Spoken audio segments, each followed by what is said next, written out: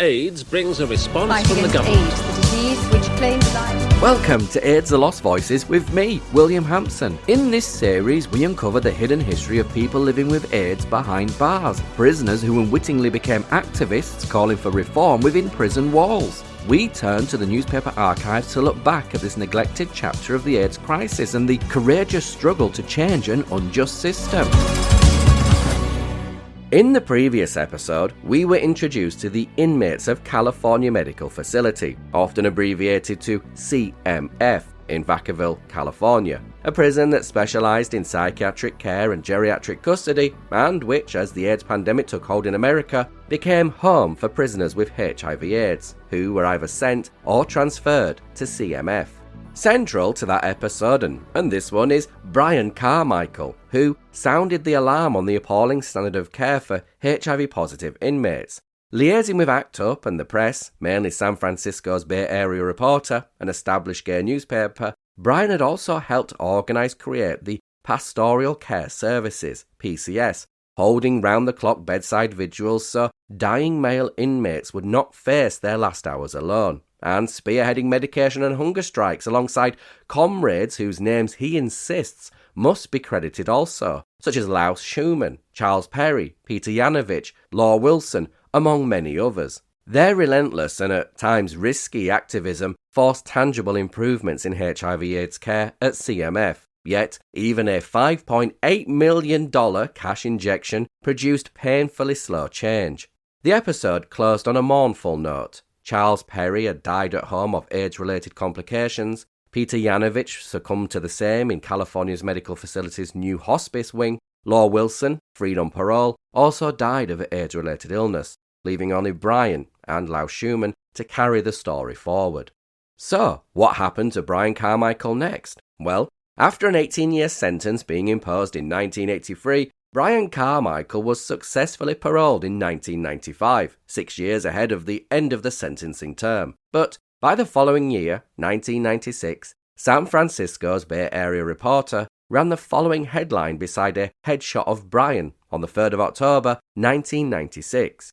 Gay prison activist imprisoned for sodomy, despite testimony. Where, they report. Oh, brace yourself. Brian Patrick Carmichael, a gay prison activist who fought to improve healthcare for HIV-positive inmates while imprisoned at the state penitentiary at Vacaville, had found a job helping others at a sober living program in Garden Grove, California. But his new, calmer life ended July 22nd when parole agents arrested him on charges of sodomy, in a bizarre case that has left him, his parole officer, and his best friend searching for answers. Carmichael turned 33 behind bars last week, waiting for a hearing before the State Board of Prison Terms on charges of forced sodomy. Carmichael rejected the offer of a 1-year sentence at an initial hearing in mid-September, certain that he would be continued on parole after a review of the evidence. That did not happen. He was sentenced to 1 year in prison at a hearing Tuesday, October the 1st, despite a lack of testimony linking him to the allegation. Brian's devastated, Orange County resident Angel Palmer told the Bay Area Reporter. Everything was already decided. They did this without a shred of collaborating testimony. The complainant, a former resident of the sober living program that Carmichael managed, made the charge July 22nd, after he was asked to leave the program because of continued infractions. Palmer, Carmichael's best friend for the last 17 years, said the man invented the charge because he was in danger of having his parole revoked if he was not successful at the program. Within hours of demanding the man leave the program, Carmichael was picked up by authorities and accused of taking part in drugging and gang raping him. Palmer disputes the allegation. Quote, "He came up with this story that they went to Long Beach several days earlier and said he was drugged and sodomized," Palmer told the Bay Area Reporter. "I was with him," Carmichael. "Wayne Trevor, the complainant, said this happened." End quote. Also, she pointed out, there is no evidence supporting the charge, including police and medical reports. Carmichael has acknowledged that he and Trevor were at a friend's house that day, but only briefly.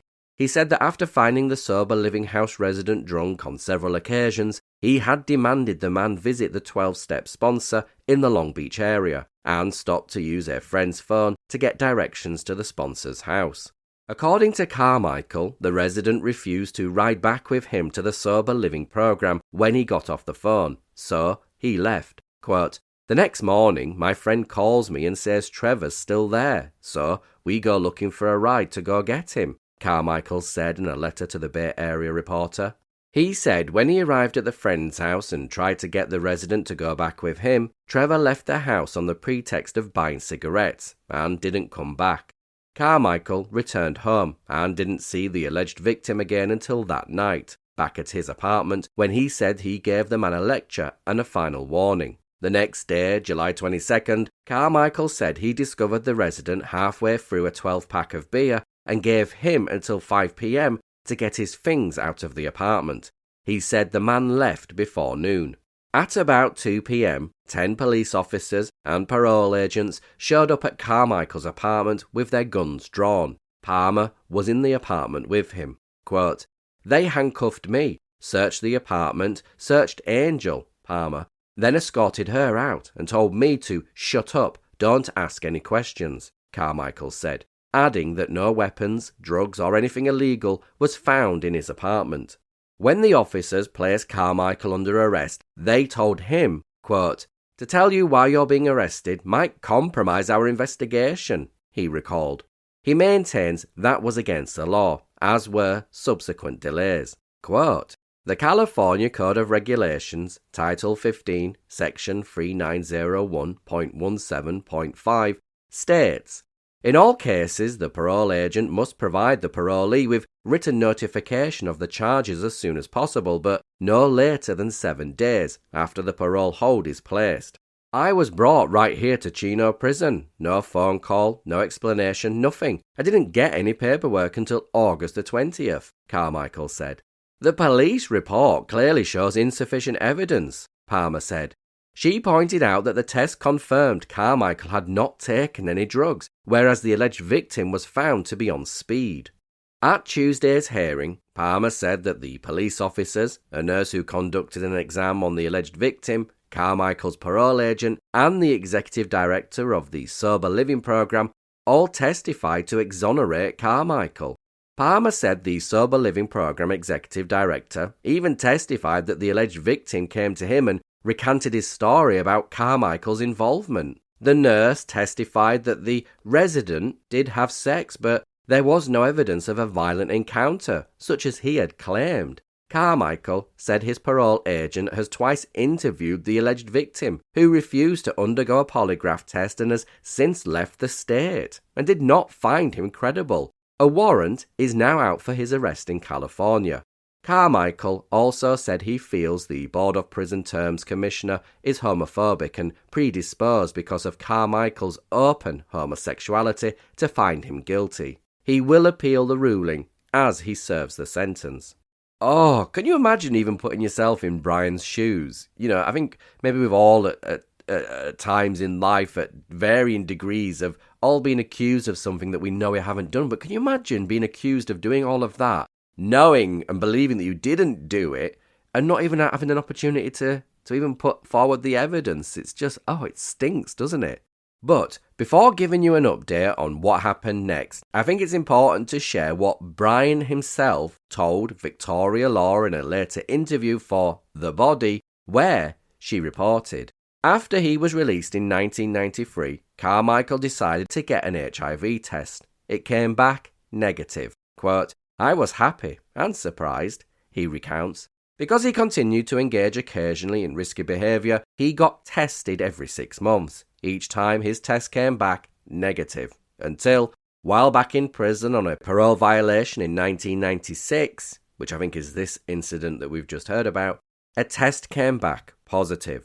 From his years of education and advocacy around HIV, Carmichael knew that his best course of action was to immediately begin medications. Quote, "My viral load was only 700 or so, and I've faithfully been taking meds ever since."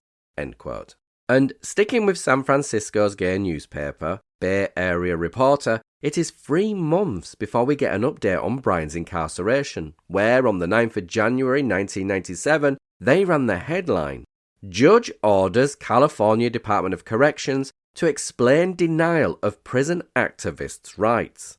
Gay prison activist Brian Carmichael's efforts to gain release from the state prison at Tehachapi continue to crawl along in the massive bureaucracy of the California Department of Corrections, CDC.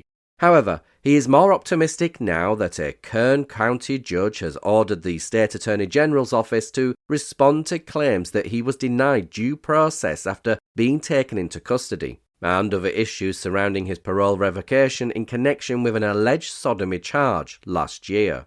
Despite a lack of evidence and witnesses linking Carmichael to the charge, brought by a former resident of a Southern California sober living program under his management, Carmichael was sentenced to 1 year in prison at a State Board of Prison Terms (BPT) hearing last October. Carmichael had ordered Trevor Petrowski, the complainant, who has since absconded and left the state, to leave the sober living program because of Petrowski's continued drinking. Within hours of Petrowski leaving the program, authorities picked Carmichael up and accused him of taking part in a drugging and gang rape of Petrowski that allegedly took place on July the 19th, 1996.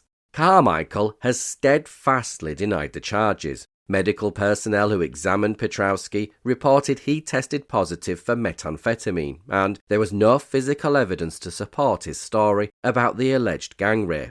The story of Carmichael's arrest and initial parole revocation was reported in the October 3rd, 1996 issue of the Bay Area Reporter. Since last October, Carmichael has been actively working to get released from the California Correctional Institute at Tehachapi so he can get on with his life. Initially, Carmichael was housed at the prison in Chino. He was suddenly transferred to the Tehachapi facility on October 4th. Angel Palmer, Carmichael's best friend for the last 17 years, has served as a source of support for him during often bleak periods inside the prison walls. Quote, "The positive thing is that Brian's appeal was accepted, and a judge wants to know why Brian's there in prison. His parole agent's been trying to get him out as well," Palmer told the Bay Area Reporter. Several years ago, Carmichael fought to improve healthcare access for HIV-positive inmates when he was imprisoned at the state penitentiary at Vacaville. Palmer said Carmichael came out as a gay man while in prison, not an easy thing to do. Being back in prison after he was successfully rebuilding his life has been difficult for Carmichael. Before his parole was revoked, Carmichael had been helping others and managing the sober living program in Garden Grove, California. The program's executive director was one of several witnesses who testified on behalf of Carmichael during the BPT hearings that led to his 1-year sentence. In several letters to the Bay Area Reporter, Carmichael has expressed complete frustration at the CDC's massive bureaucracy and believes officials have a personal vendetta against him, thus the endless delays for hearings and being sent to solitary confinement for nearly a month, to name just 2 things he has had to survive. Quote, "I am innocent and I will be released soon," Carmichael wrote. "So, 5 months into this, I've done more than 75,000 push-ups, read more than 40 books, written more than 100 letters. I'm doing okay." And according to Palmer, things have started to look a little brighter for Carmichael. Last October, he filed a petition for writ of habeas corpus, and in November, Kern County Superior Court Judge Kenneth C. Twiselman II found good cause was shown as to several of his claims. Habeas corpus is a writ ordering a person in custody to be brought before a court, placing the burden of proof on those detaining the person to justify the detention. Twiselman found first that Carmichael was denied due process when, after CDC officials took him into custody last July, they did not inform him in writing of the reason for detainment within 7 days. Additionally, Carmichael was not provided, prior to his parole revocation hearing, notice of the time, date, and place of the hearing. Third, Twiselman ruled that Carmichael was denied the assistance of counsel at his parole revocation hearing. Finally, the judge found that the evidence presented at the revocation hearing did not support the decision to revoke Carmichael's parole. Twiselman had given the state until December the 19th to file a response to the petition. However, on December the 18th, Joan W. Kavanagh, supervising Deputy Attorney General, requested an extension to January the 18th, citing, among other reasons, her, quote, previously planned vacation from December the 26th, 1996 through January the 5th, 1997, end quote. Palmer said that as of Bay Area Reporter press time, Twiselman had not ruled on the extension request. He did, however, decide that Carmichael could file a denial with the court. Palmer said that decision itself is worth noting because judges don't usually make such determinations. Quote, the judge hasn't ruled on the state's extension request yet, but he gave Brian a chance to respond, and the judge is looking at the case impartially, Palmer said, adding she doesn't know when the judge will decide on the 30-day extension request. Carmichael filed his typed motion for summary judgment with the court on December the 29th. The document details what he calls stall tactics by the CDC and Attorney General's office to proceed with his case. One example, he said, is Kavanagh's request for an additional 30 days, in part because Carmichael's central file, quote, is now at the California Correctional Institutions, CCI, in Tehachapi, so is not readily accessible for review. There is nothing new about the location of petitioner Carmichael's central file. It has been at CCI for nearly 3 months, since the petitioner was transferred there on October the 4th, 1996, end quote, Carmichael wrote in his motion. Quote, furthermore, there is absolutely nothing in petitioner's central file relevant or relating to the parole revocation process. This is not contained in the body of the petition itself and the attached exhibits, end quote. Palmer said another aspect of Carmichael's motion involves a tape recording of a September the 10th, 1996 parole revocation hearing that the BPT was unable to locate until December the 17th, just 2 days before the December the 19th deadline. Quote, on that tape, Brian's parole agent, Jan Moorhead, is saying that she didn't find the alleged victim, Petrowski, credible and that her supervisor ordered her to call for the hearing, Palmer said. She added that on the 24th of October 1996, Carmichael formally requested copies of tapes from the September the 10th, 1996 and October the 1st, 1996 hearings. This request is part of Carmichael's exhibits that he filed with his motion. Fighting this battle of motions and petitions isn't the only thing Carmichael has had to contend with. In December, his prison sentence was increased by 90 days because he was found, quote, guilty of modified charges for disrespect towards staff, end quote. The incident in question occurred on November the 4th, when Carmichael alleged that correctional officers were reading his confidential legal mail. He made an expletive comment to the guard and was charged with, quote, resisting staff, end quote. That got Carmichael sent immediately to solitary confinement, where he remained until December the 10th. A subsequent hearing held at the prison on December the 1st cleared Carmichael of the, quote, resisting staff, end quote, charge, but found he violated prison regulations by uttering the expletive comment at a staff member. Carmichael was also assessed 30 days credit forfeiture and lost use of the day room, family visits, hobby and special purchase privileges for 90 days, according to the CDC rules violation report.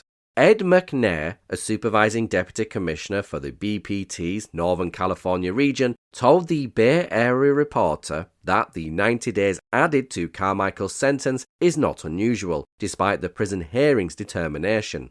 Carmichael was, quote, guilty of modified charges, end quote.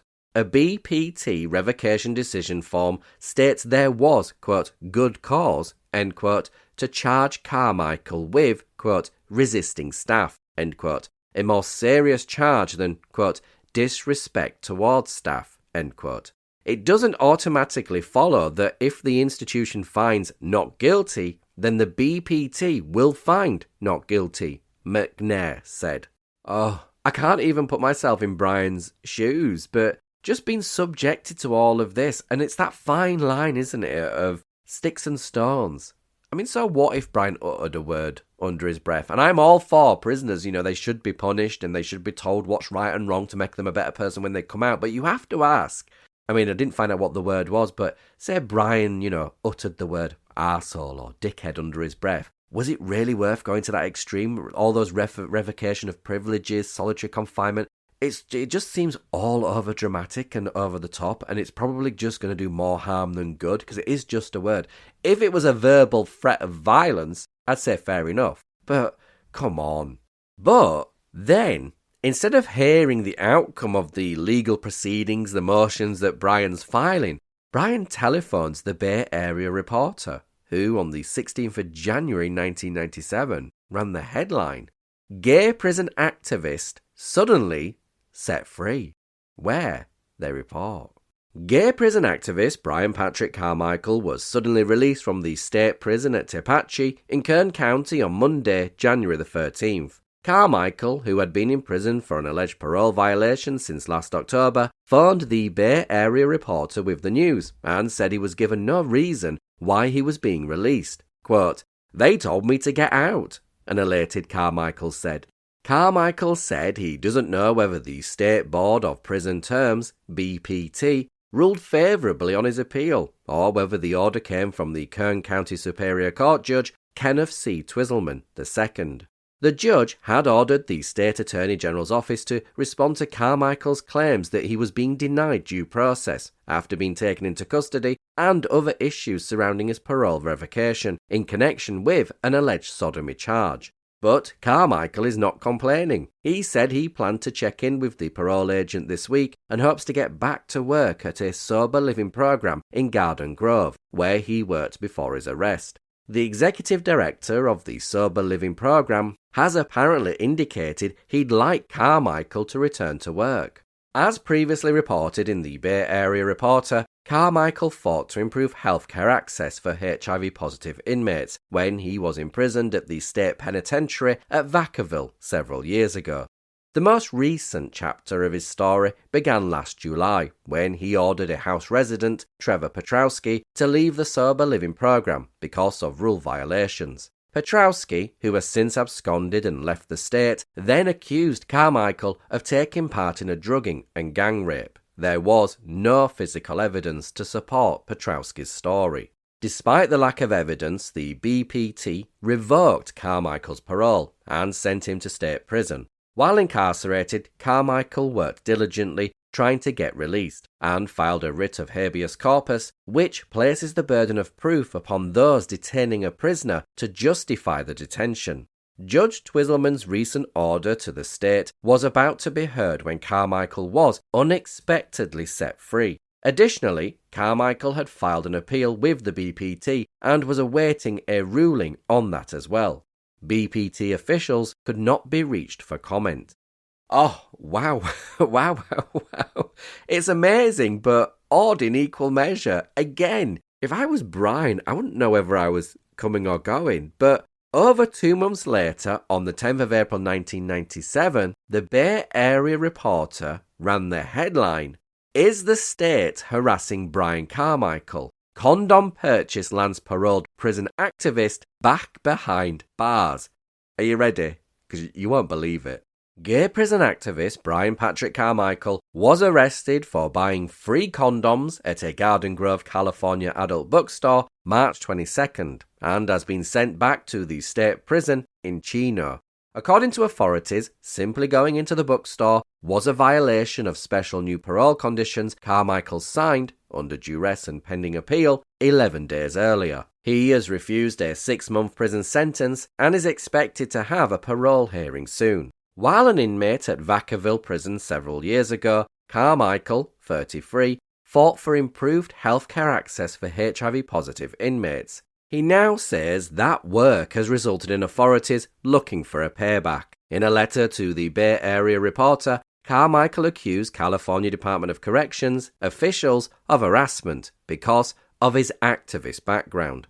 He said the new conditions, 19 in all, added to the 2 he has had since he was released on parole earlier this year, make it nearly impossible for him to succeed on parole, although he had a job before this latest incident and has many supporters in the community.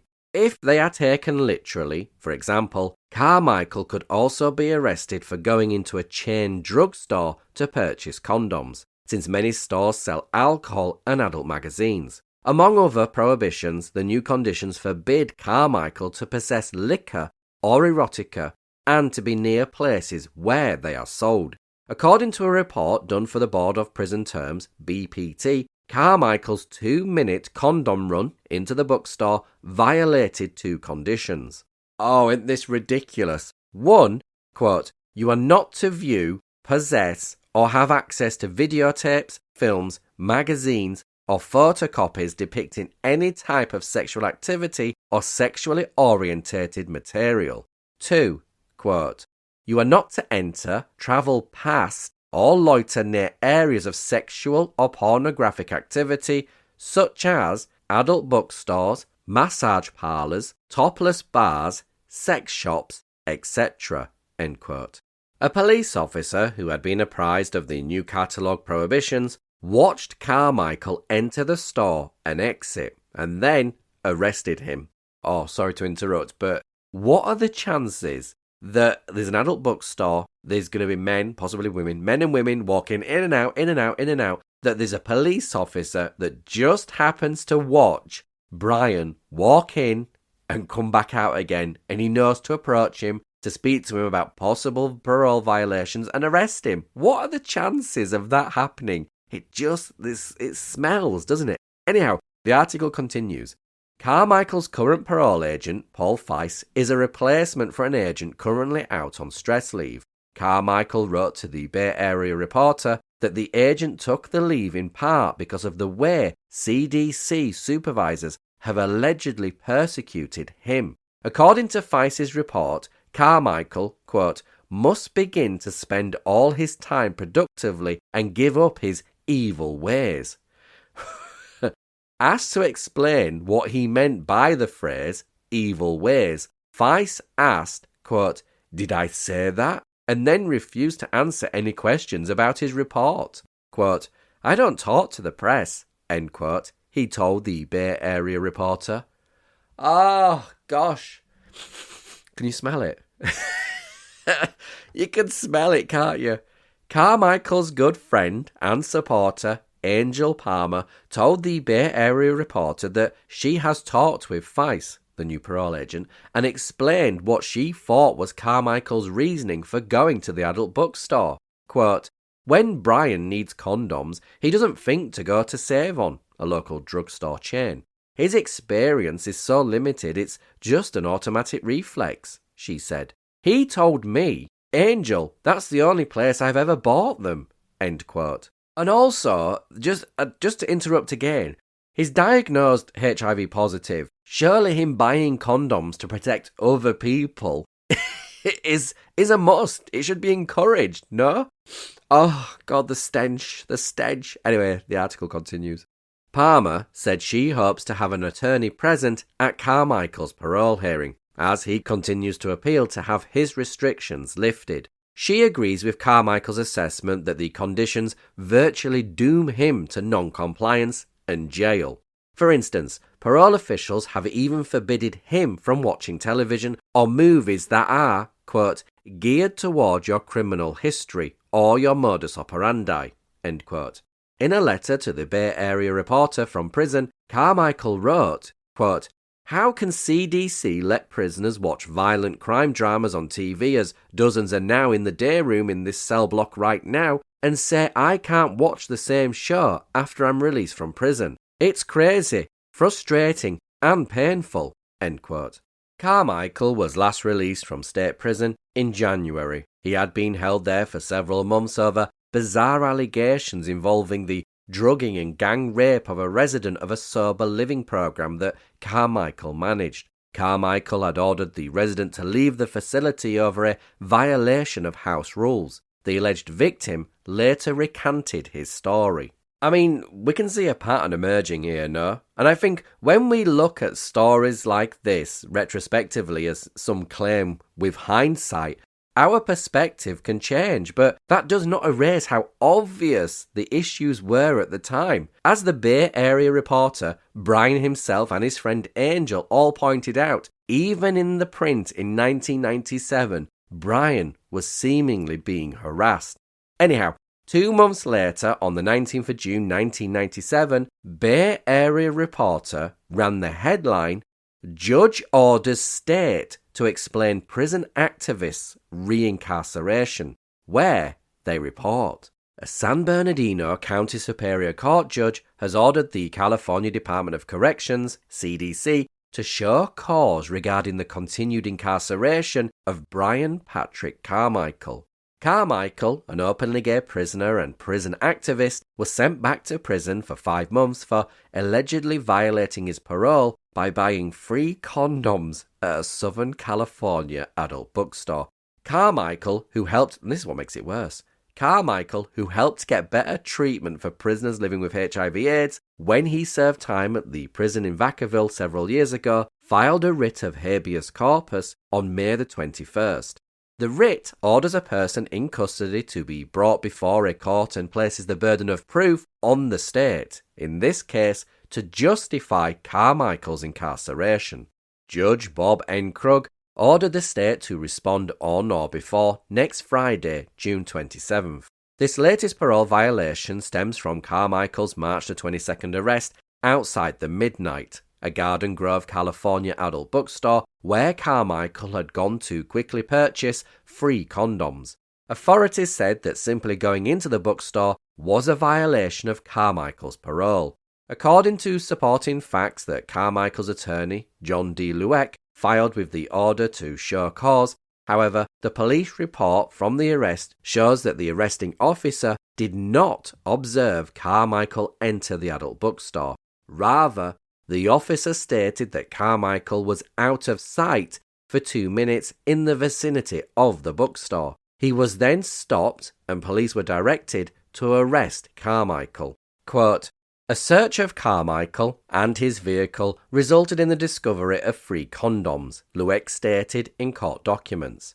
The order to avoid adult bookstores was one of 19 additional parole conditions that Carmichael was forced to sign March the 11th, in addition to the 2 conditions he was originally given when he was paroled. So he was paroled, given those 2 conditions, and then when there was that trumped-up charge of from Petrowski, when he's released then, which remember we heard the article saying he didn't know why he'd been released, it was just a sudden release, he then signed another 19 additional parole conditions when the guy had not done anything wrong. Anyhow, specifically, Carmichael was ordered, quote, "not to enter, travel past, or loiter near areas of sexual or pornographic activity such as adult bookstores, massage parlors, topless bars, sex shops, etc." He told the Bay Area reporter he signed the new conditions under duress when he was told the only alternative was being sent back to prison, but he complained they made it virtually impossible for him to succeed on parole. If they are taken literally, Carmichael told the Bay Area reporter he could also be arrested for buying condoms at a chain drugstore, since many of those stores sell adult magazines and alcohol, which he is also forbidden to possess or even to be near places where they are sold. Carmichael maintains that he is being harassed by corrections officials because of the work he did at Vacaville and other prisons to improve health care for prisoners. Quote, "These months in prison and harassment by police and parole officials only strengthen my resolve to stand up and act up for what is right," Carmichael said. Lueck, who is handling the case at a reduced fee, argued in the petition that the state is illegally keeping Carmichael in custody. Carmichael was denied the right to receive written notification of the charges against him and the reasons for the parole hold within 7 days of being taken into custody, as is required. In court papers, Lueck said that Carmichael has no timely remedy under the CDC administrative appeal process. Carmichael was also denied the right to notification of the time, date, and place of the parole revocation hearing prior to the hearing, Lueck stated in court papers. Carmichael is pleased with the judge's decision and said in a letter from the state prison in Chino that he thanks all his supporters. Quote, "Hopefully, all the bogus special conditions will be ruled unconstitutional, and this parole violation will be overturned by the courts as my last parole violation was last year," Carmichael said in his statement. "Maybe then the CDC will leave me alone to complete my parole." End quote. Lueck told the Bay Area Reporter it is his policy not to talk to the press about his pending court cases. And isn't it true that when prisoners perhaps make statements such as, "Oh, I'm being harassed by the state," you would probably be inclined not to believe them or think they're overreacting? I mean, there's a pattern emerging, no? There's something fishy going on. And while Brian is awaiting the legal process to conclude, there is another development that is hard to defend as anything but harassment, when the Bay Area Reporter received a letter from Brian, which led them on the 24th of July 1997 to run the headline, "Prison activist transferred to Corcoran Prison, denied medication," where they report, openly gay prisoner Brian Patrick Carmichael was transferred to Corcoran State Prison late last month and denied medications for over 72 hours despite his repeated attempts to see medical staff, the Bay Area Reporter has learned. Carmichael, who advocated on behalf of HIV-positive prisoners while an inmate at the California Medical Facility in Vacaville several years ago, is nearing the end of a 5-month prison sentence for allegedly violating his parole by purchasing free condoms at a Southern California adult bookstore. He has appealed the sentence and is expected to have a court appearance soon in San Bernardino County, as he was originally sent to the prison in Chino. The maximum security Corcoran prison is about 4 hours away. Tip Kindle, spokesman for the California Department of Corrections, told the Bay Area Reporter that Carmichael's June the 25th transfer to Corcoran was a routine transfer. He was moved to Corcoran to take part in a specific medical program, Kindle said, adding he could not verify Carmichael's claim he was denied medication for over 72 hours. Because of the distance between Corcoran and Chino, Carmichael feels he's effectively been denied access to his attorney now that he has been transferred. A June 27th letter Carmichael wrote to the Bay Area Reporter, however, details his arrival at Corcoran and the numerous attempts he made to see medical staff and to get his medication. On June 26, Carmichael filed an emergency appeal seeking medical attention. It was apparently ignored by prison officials and was, quote, bounced from sergeant to lieutenant to captain, who, late Thursday afternoon, determined my medical file had not been transferred with me from Chino as is standard policy, if not legal procedure, Carmichael wrote. Finally, on June 27th at about 10 p.m, a prison staff, quote, came and threw 2 bags of pills under my door, he wrote.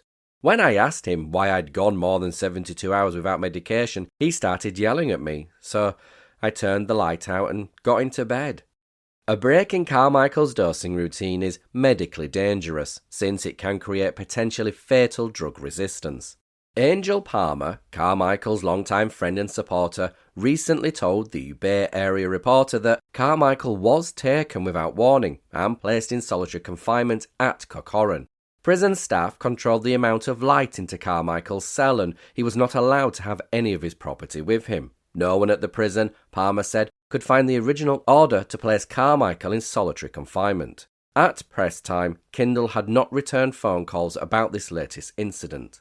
Again, this just adds to the long line of how he's being treated. I mean, there's a pattern emerging. I mean, it's not emerging, it's there right in front of us.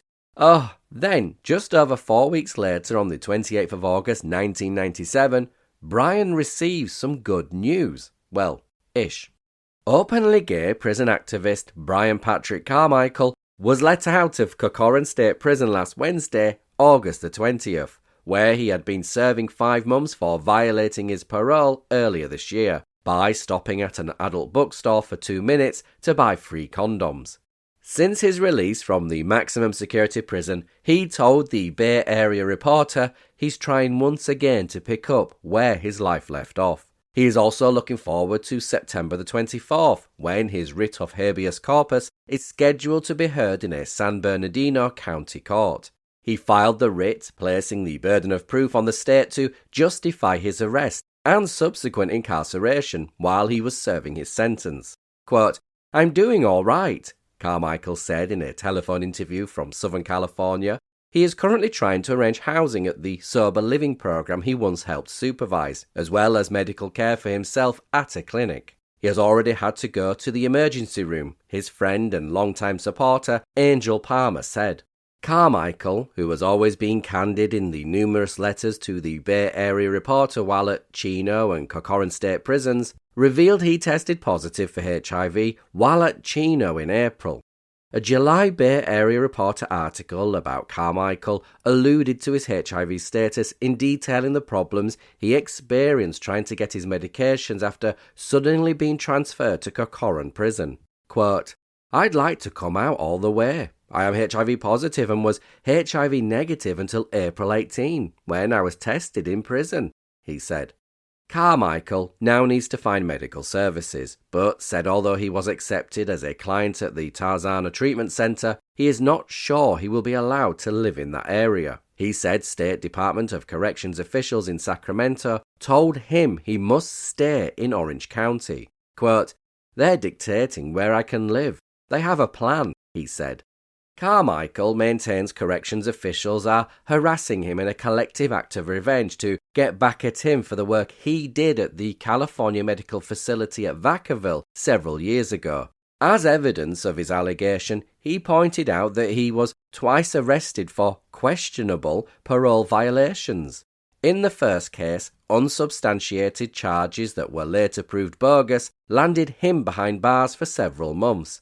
Later, after his release, he was forced to sign terms of parole that included 21 conditions severely limiting his ability to go anywhere or interact with anyone.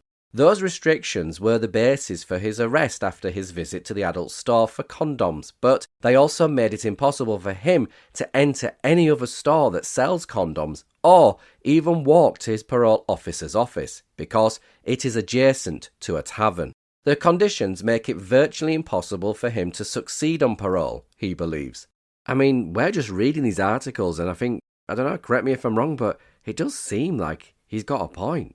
It is not known what, if any, new conditions will be imposed next on Carmichael, who has already met with his parole agent. If next month's court case is resolved in his favour, he could complete his parole by April 1998. If not, he'll be on parole until 1999. Carmichael described conditions at Corcoran State Prison where about 160 HIV-positive inmates live in the chronic infectious disease and security housing units as deplorable. An investigation by prisoner advocates was recently completed and letters sent to Corcoran Warden George Galaza and State Senator Ruben Ayala, who oversees a prison subcommittee, Judy Greenspan, director of the HIV/AIDS in Prisons Project for Catholic Charities, was one of the lead investigators. Quote, "The conditions at Corcoran are terrible," said Carmichael. "Men are being bitten by spiders and the bites are not treated for days and turn into big holes." End quote. He also said at times there's no doctor on duty in the medical clinic, or if the doctor is on duty, there are no corrections officers on duty to provide security, so the doctor won't see the prisoners.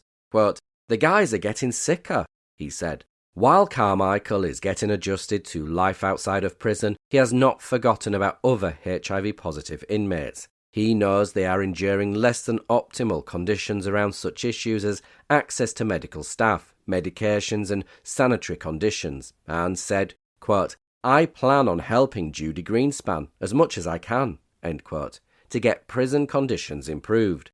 He's being pragmatic. However, because he knows law enforcement officials will probably monitor him as closely as they have apparently done in the past, quote, "I'm definitely going to watch my back," he said. And who can blame him really, because the irony is that the more he keeps returning back to prison and being shuffled and moved around, that target on his back is getting bigger and bigger because he's seeing the unfairness of the treatment of HIV-positive inmates, and when he's released, or even when he's behind bars, he wants to raise awareness. So the more advocacy he does, the target's just going to get bigger and bigger because he's going to piss off more and more people, and quite rightly so. But the following years are relatively quiet for Brian in terms of press coverage anyhow. who appears to be quietly getting on with his life. Nonetheless, in 1998, his early advocacy at CMF Vacaville resurfaced in a Bay Area Reporter piece dated the 15th of January 1998, where they ran the headline, "Time Running Out for HIV/AIDS Prison Project," where the article recalls Brian's intention to work alongside lesbian activist Judy Greenspan, previously mentioned, and notes Greenspan's public alarm over dwindling funds for prisons' HIV/AIDS programs. The struggle for resources and reforming the prison system remained urgent and unresolved. Then, in July 1999, the most horrendous story appeared in the Bay Area Reporter, who ran the stark headline, "Gay Killed at Corcoran," and as we've just heard, Corcoran being the maximum security prison, after the brutal murder of James Mahoney. James Mahoney was a gay man who was serving time at the prison and was placed in an exercise yard with Anthony Toro Delgado, who had already murdered his cellmate. James Mahoney endured some 50 minutes of beatings before being strangled to death. Reporting and prison surveillance footage suggested a guard was ostensibly present, allegedly overseeing the yard while focused on an adjacent area with 17 inmates, and purportedly did not witness the attack. A narrative that Brian Carmichael, himself a former inmate who knew James Mahoney personally, disputed. Carmichael's testimony about the yard's location and the guard tower, echoed by other sources, argues it would have been effectively impossible for any on-duty guard to miss such a prolonged, fatal assault, raising grave questions about the negligence, accountability, and the culture of safety within the prison. And if you wish to read the full story, then you can find it on the Extra T blog.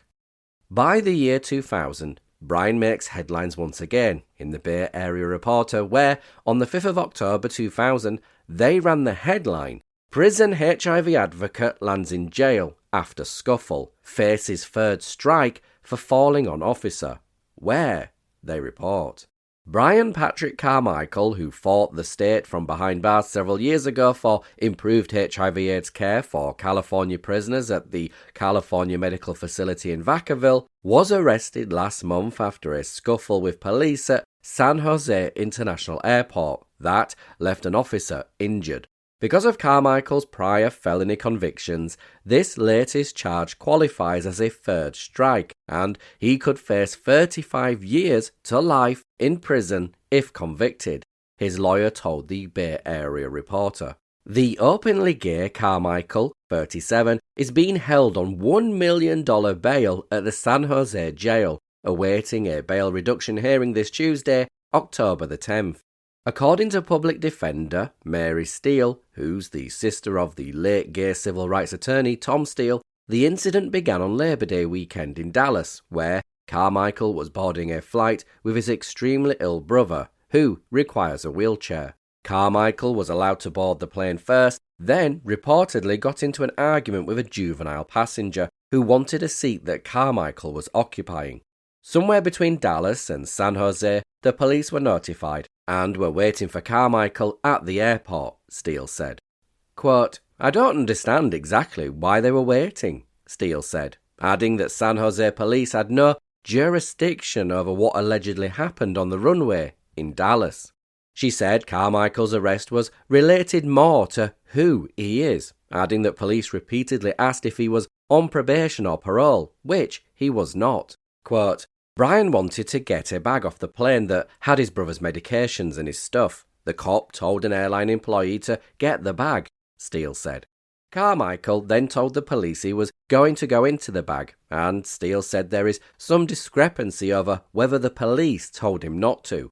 When Carmichael stooped down to retrieve items from the bag, 2 officers grabbed his wrists in a twisting motion, and the 3 of them fell to the ground. During the fall, one of the officers sustained an injury to his wrist, and that led to the single charge against Carmichael of delaying an officer in duties with serious injury. Quote, "It's a serious felony," Steele said. "What's driving this case are his priors." End quote. Steele said that her investigator is trying to track down witnesses to the incident at the San Jose airport. Not surprisingly, Sherry Burlard, the Deputy District Attorney in the Career Criminals Division who's handling the case, told the Bay Area Reporter that she sees Carmichael as a threat to society because of his past convictions, which include felony evasion and reckless driving, along with transporting a controlled substance. Additionally, Burlard said that Carmichael intimidated a 17-year-old male passenger on the Dallas flight, though she acknowledged that Santa Clara County has no jurisdiction over the alleged incident. Quote, "It was the kid's first flight by himself," she said, adding that the dispute apparently started when Carmichael was stretched out over 3 seats in the aeroplane. Burlard said that one witness to the incident in Dallas told her it did not appear Carmichael was escorting his sick brother, though she said that the brother could have been seated across, behind, or in front of Carmichael. Quote, "American Airlines should have kicked him off," Burlard said. Burlard added that once Carmichael arrived at San Jose, he was, quote, "adamant," end quote, about getting into the flight bag, despite apparent warnings from officers. She also said that the officer who sustained the broken wrist was a, quote, "mellow," end quote, officer. Quote, "They struggled and they all fell to the ground," Burlard said. Both Steele and Burlard said that because of the third strike nature of the case, it should be, quote, "no bail," end quote, as opposed to the $1 million in bail Carmichael is currently being held on. Oh, gosh. You know, that deputy district attorney being quoted as saying, quote, "American Airlines should have kicked him off," end quote, really reveals more about her disdain for Brian, a man she does not know and an incident she did not witness, than it does about the facts of the case. The more telling detail is that American Airlines chose not to remove Brian, and that decision by the airline speaks louder than Burlard's quote to the press, which seems to be more personal, having reviewed his record, than factual, but surely suggests either the cabin crew assessed the situation as not meeting their threshold for removal, or that there is nuance and context missing from the prosecutor's quick condemnation. In any event, it is some 4 months later before the Bay Area Reporter speak to Brian and give some context to what actually happened, where on the 8th of February 2001, they ran the headline, "Brian Carmichael, convicted of battery." Brian Patrick Carmichael was convicted last month of battery on a peace officer stemming from an incident at San Jose International Airport last September. In a telephone interview from the Santa Clara County Jail last week, Carmichael told the Bay Area Reporter that police officers overreacted during the airport incident, when police fell on Carmichael during a scuffle. Carmichael said he was attempting to get into a bag to get medication for his extremely ill brother when police fell on him. Carmichael apparently got into an argument with a juvenile on the plane in Dallas, where he was boarding the flight with his ill brother. The juvenile, whom Carmichael described as being 5 feet 11 inches tall and weighing 200 pounds, wanted a seat that Carmichael was occupying. Somewhere between Dallas and San Jose, the police were notified and were waiting for Carmichael at the airport. Quote, "The police never spoke to him, the juvenile," Carmichael said. "He was the first one off the plane," end quote. Carmichael, who is openly gay and living with HIV, maintains that the case against him was stacked, and said that the medical records obtained by the defense showed no injury to the police officer who fell. Quote, "His arm wasn't broken," Carmichael said. "There was no evidence that he sustained an injury," end quote. Carmichael believes that the case against him resulted more from the fact that he's living with HIV. Because of the injuries he sustained during the incident, Carmichael was transported by authorities to Valley Medical Center, where he told the attending physician of his HIV status. As soon as he said that, everything changed. Quote, "Within minutes of telling the doctor, 5 cop cars were racing to Valley Medical Center," Carmichael said, including the officer who said he sustained an arm injury. Carmichael said that the officer was examined 2 hours after Carmichael's arrest. Quote, "He had called in clear and testified that he went to the station," Carmichael said. Sherry Burlard, the deputy district attorney who initially handled the case, told the Bay Area Reporter last October that one of the officers suffered a broken wrist. At press time, Burlard did not return calls from the Bay Area Reporter inquiring about the apparent discrepancy. Carmichael's former attorney, public defender Ed Nino, also did not return calls seeking comment. Do you know, it just seems super sloppy. But by March 2001, the press coverage intensifies when Brian makes an application for a new hearing where on the 1st of March 2001, San Francisco's gay newspaper, the Bay Area Reporter, run the front page headline alongside photographs, "Carmichael Fights for Freedom," where they report, facing a possible third strike conviction, Brian Patrick Carmichael, the gay HIV-positive prison rights activist who was convicted in January of battery on the peace officer, fought for a new trial last Friday, February the 23rd, as he presented evidence in his defense before a Santa Clara County Superior Court judge.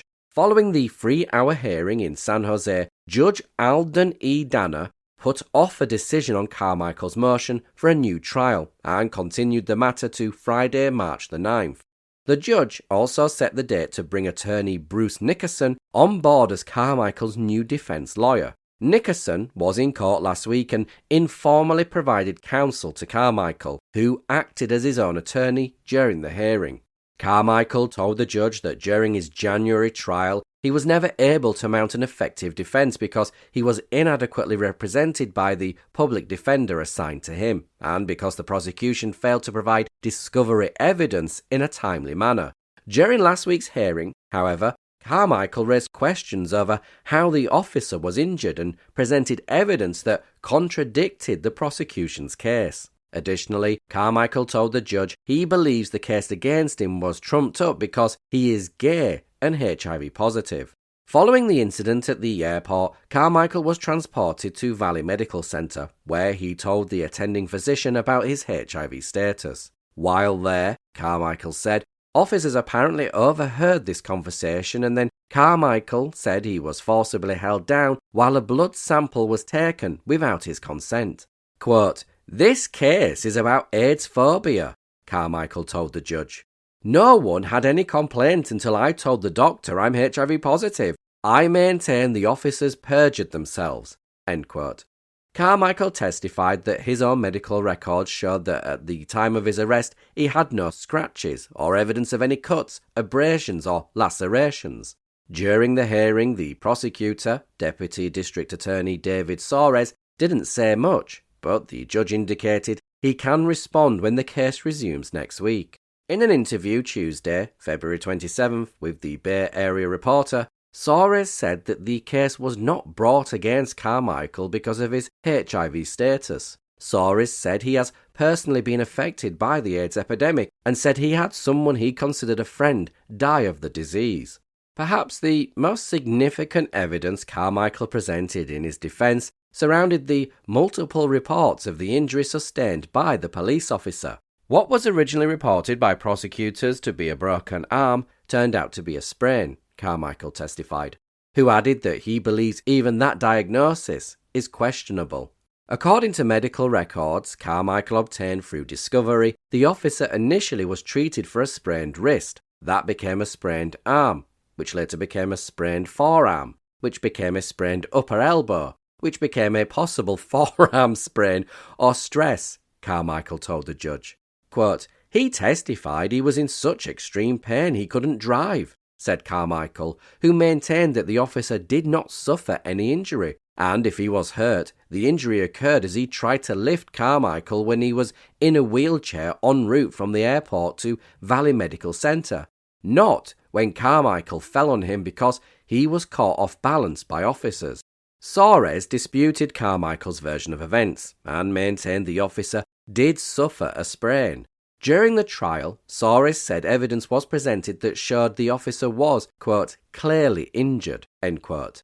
Maintaining he had ineffective counsel, Carmichael, who has been in jail since his arrest 6 months ago, testified that his former attorney, public defender Ed Nino, failed to cross-examine witnesses during his trial. The officer who was allegedly injured, Carmichael said, was able to throw some car keys 60 feet, quote, with a broken arm, and drive back to the police station, where he changed clothes. None of that was mentioned during the trial, Carmichael said. Quote, Mr. Nino never grasped my case and totally sabotaged my defence, Carmichael said. Indeed, Carmichael said that during his trial, Nino didn't ask him any questions, and instead, for some inexplicable reason, asked him to remove his jacket and shirt, after which the defence rested. Nino appeared before the judge last Friday to explain why some photographs in Carmichael's social history were not turned over to him.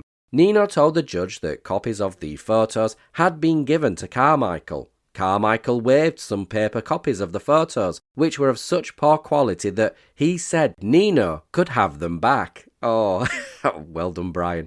The pictures, Carmichael said, would have shown that the airport jetway was carpeted, not concrete as was maintained during the trial.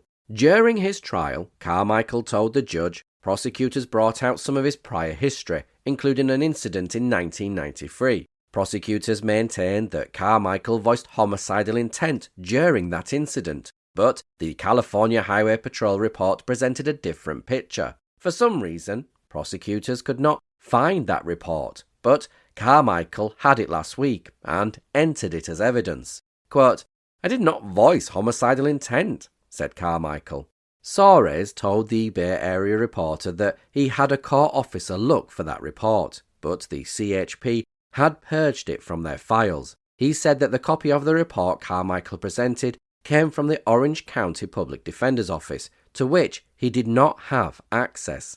Oh, yes, go Brian! So far from all that Brian shared with the Bay Area Reporter and their insight direct from the courtroom, I don't know about you, but I find myself rooting for Brian. He has unearthed and seemingly presented contradiction after contradiction from the original trial testimony, leaving the prosecution visibly strained as they attempt to shore up their case at this new hearing. But a few pages in, the Bay Area Reporter runs an open forum where the editor of the newspaper lays out their position, and in this issue they do exactly that. Rather than rehashing what we've already covered, they begin by acknowledging Brian's activism at Vacaville and his occasional run-ins with the law, material we've just explored and also did in the previous episode. Then they express their view on Brian seeking a new trial, where they write, Carmichael was arrested at the airport following a scuffle with police, during which time he fell down. One of the officers maintains he suffered an injury as a result. Carmichael says that if the officer was injured, it happened when he tried to lift a wheelchair that Carmichael was in. Unfortunately, Carmichael never had a chance to present his defence, due, we believe, to inadequate representation by the Santa Clara County Public Defender's Office. As a result, following his trial in January, a judge found Carmichael guilty of battery on a peace officer.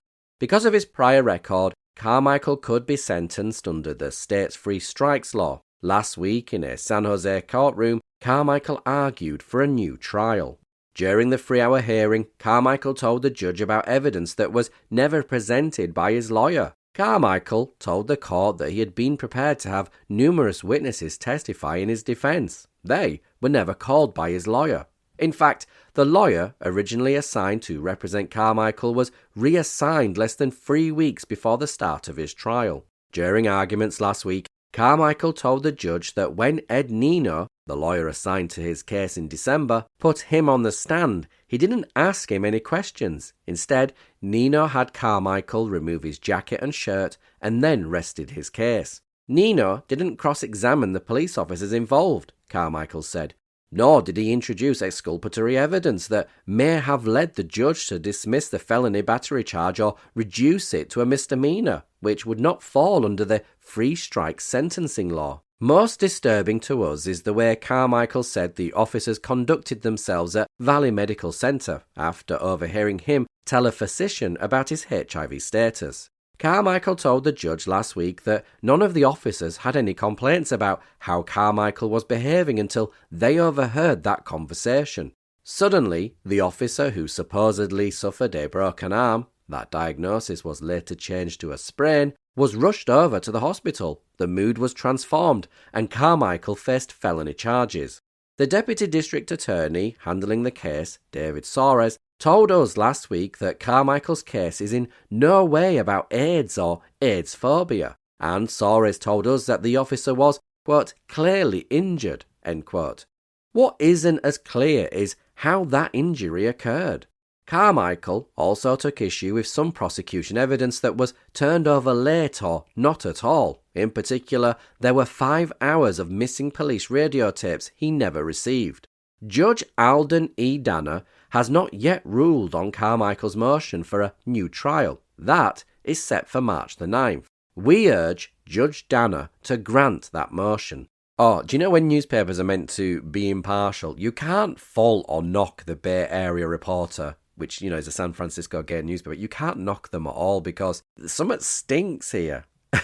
Anyhow, the hearing for Brian's motion for a new trial continues, where on the 15th of March 2001, the Bay Area Reporter, under the headline, "Print a photograph of Brian from inside the courtroom representing himself," where they report.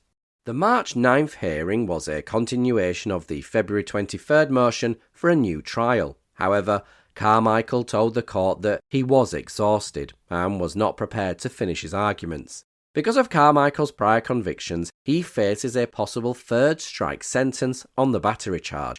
If Carmichael's argument for a new trial fails, he is prepared to file a motion that the sentence be reduced to a misdemeanor.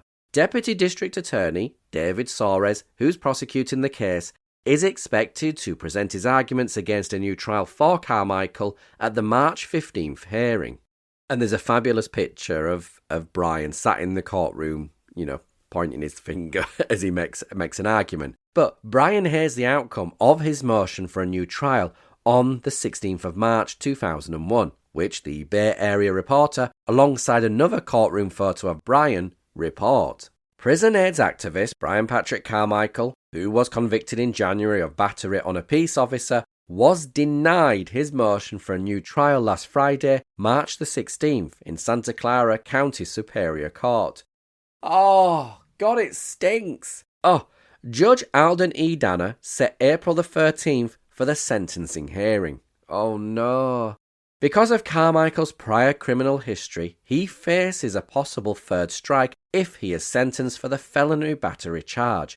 I mean, isn't it odd that he just fell on the police? They were the ones that kicked his feet from underneath him and he tumbled on them. And he's looking at this third strike business. He's looking at, 37 years to life in prison. Oh, man, it stinks. Last week, Danner, the judge, accepted Carmichael's motion to have the conviction reduced to a misdemeanor, although there was no discussion on the issue. Okay, so this is good. Brian's playing the game, really, isn't he? So he's not going to get a new trial. He's now going to be looking at being sentenced to 37 years to life imprisonment for toppling on a police officer when they were the ones that kicked his feet from underneath him. So he's smart. He's playing the game. Anyhow, back to the article. As with his previous appearances since his January conviction, Carmichael represented himself during last week's hearing. Yes! It's elevating his activist status. Go Brian! Carmichael remains in the Santa Clara County Jail. In denying the motion for a new trial, Danner, who served as the judge during Carmichael's non-jury trial, said that, quote, "good cause has not been shown," end quote. He did not elaborate. Last week, Carmichael did score a legal victory when Danner acknowledged that Carmichael's trial record erroneously contained a, quote, "true finding," end quote, relating to Health and Safety Code section 121060 concerning the transfer of blood or bodily fluids. Carmichael, who is HIV positive, argued that the code was not part of the criminal proceeding and should not have been included. Danner said he was correct. Quote, "This court will strike that finding at this time," Danner said. Oh, how can there not be a new trial? I mean, it just stinks, doesn't it? And I don't claim expertise in the intricacies of the American justice system, and we must respect a judge's ruling and trust that it was reached fairly. Yet, I can only speak from the perspective of judges here in the UK, who, despite our reverence for them, are by no means infallible. From what we've been allowed to see of the story, even without access to every precise detail, common sense, coupled with the contradictions Brian's unearthed and laid out, suggest a troubling picture. Either a grave miscarriage of moral judgment or at least a sentence disproportionately harsh to the alleged incident. And it seems I wasn't alone in my opinion. given for those in San Francisco's gay community, printed the following notice ahead of Brian's sentencing. Santa Clara County Hall of Justice, San Jose. Community rally on behalf of AIDS activist Brian Carmichael, who is awaiting sentencing in San Jose for an incident where police upgraded his charges when they found out he is HIV positive. Gay and AIDS activists will meet at the Santa Clara County Hall of Justice at 12:30 p.m. for a rally. The sentencing is at 1:30 p.m. God knows what will take place after that. Come join others in expressing support for Carmichael. And then, the day before Brian's sentencing, the Bay Area Reporter on the 28th of June 2001 gave a clear snapshot of how the gay community felt and responded to his incarceration and the charges against him. Gay, HIV-positive prison rights activist Brian Carmichael, who has been in the Santa Clara County Jail since his arrest last September and his subsequent conviction on a felony battery charge, faces a possible 3 strikes conviction of 25 years to life this Friday, June the 29th, in San Jose. Carmichael has been struggling to fight his January conviction in Santa Clara County Superior Court, but Judge Alden E. Danner is expected to pass judgment and sentencing this Friday. During court appearances over the last several months, Carmichael has attempted to get the judge to reduce the felony conviction to a misdemeanor, which Danner can do, but only at the time of sentencing. Danner has not given an indication of how he might proceed, though during Carmichael's last appearance on May the 18th, he alluded to the many letters he has received on behalf of Carmichael. While Carmichael argued that the prosecution has failed to turn over some of the evidence, notably police tapes, Assistant District Attorney David Soares told the judge last month that, according to his investigation, the San Jose Police Department had provided all police tapes. Carmichael has argued that the tapes show the officer who was allegedly injured had in fact returned to the station after Carmichael was taken to Valley Medical Center, and it was only after police at the hospital overheard comments about Carmichael's HIV status that the officer went to the hospital. Soares previously told the Bay Area Reporter that Carmichael's case is no way about AIDS or AIDS phobia. During both the San Jose and San Francisco Pride celebrations, activists have marched on behalf of Carmichael and handed out flyers claiming that Carmichael is being, quote, railroaded because of his HIV status. Initially, Carmichael was told that he would be facing misdemeanor charges, but once police overheard him reveal his HIV status to the attending physician, the charges were upgraded to felonies. He was convicted of the single felony battery charge, but because of his prior record, faces a 3rd strike sentence. Carmichael's sentencing is set for 1:30 p.m. in Department 40 at the Santa Clara County Hall of Justice in San Jose. There will be a rally in front of the courthouse starting at 12:30 p.m. Oh, yes, I want to go, but we have to remember that this was 2001. The time has already passed. Speaking of which, to hear the outcome of Brian's sentencing hearing and find out where his activism took him next, tune in to the 3rd and final episode of prison activist Brian Carmichael. Don't miss the final chapter of Brian's story about resistance, consequence, and his activism work that still continues to this day, beyond the courtroom and both sides of the prison bars. If you've enjoyed this episode, then don't forget to like, share, and subscribe. And until next time, you can find me on Instagram at AIDS The Lost Voices.